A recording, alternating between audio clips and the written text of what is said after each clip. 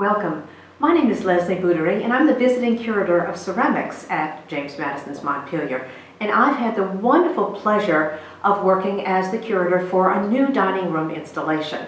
Now, as you know, this is a team effort, so through the efforts of our wonderful historian, Hilary Hicks, our wonderful collections team, Liana Schaefer and Jennifer Powers, and with guidance from Elizabeth Chu, our chief curator, there are several messages that we want to convey with the new dining room installation. So we are naturally continuing the message that the Madisons were very gracious and generous hosts. They welcomed hundreds and hundreds of people into their home and served them beautiful meals that were very bountiful in a very impressive setting. However, they were not the ones doing all the work. So a very important message of the new installation is to highlight the fact that these beautiful meals were being cooked and created and served, prepared, and beautifully presented by the enslaved community. The domestic workers who were doing all of this work were working tirelessly to bring all of this about. So you can see before me, we have a beautiful table setting with the generous loan of Chinese export porcelain that we have featured prominently. The table is set in a very prescribed fashion according to the guidance of the day. There were many guidebooks at the time, and it is also based on visitor accounts.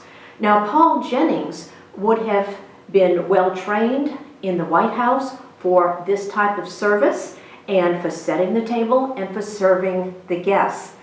The type of service is known as service à la française, or French-style service, which means that when the diners would enter the dining room after congregating in the drawing room, they would enter the room and all of the dishes for the first course of the meal, the savory course of the meal, would be laid out before them. So they would be impressed not only by the beautiful dishes and plates and platters and so forth, the beautiful tablewares, but also by the silver, the crystal, and the glassware.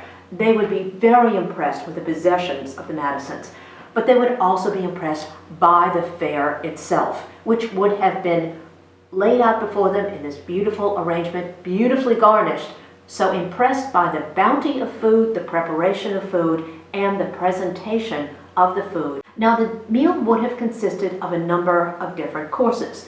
The main course would be set out, the guests would come in, and the first offering of the main course would include a soup of some type.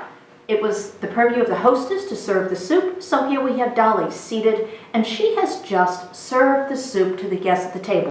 Paul Jennings is standing at the ready, waiting for a signal from Dolley to remove the soup plate so they can move on to the other courses in this first portion of the meal. So we have set a side table where he would be well prepared. He'd have the stacks of plates, the cutlery, the tablewares, and the next course to place right in front of Dolley, put out the plates, and the meal would continue.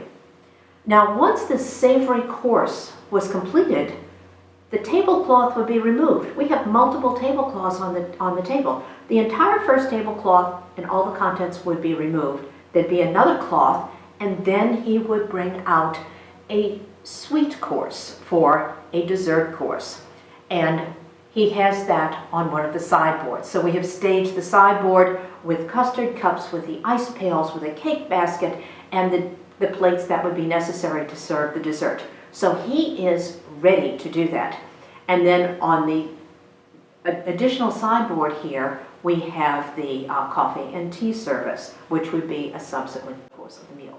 So the important messages here are that a meal like this was a very complex affair involving many of the enslaved workers, and they had to be very well trained. They had to be experienced and professional and very refined and very knowledgeable. And it is this type of teamwork that enabled James and Dolley Madison to receive all of those wonderful compliments of being a gracious host and hostess.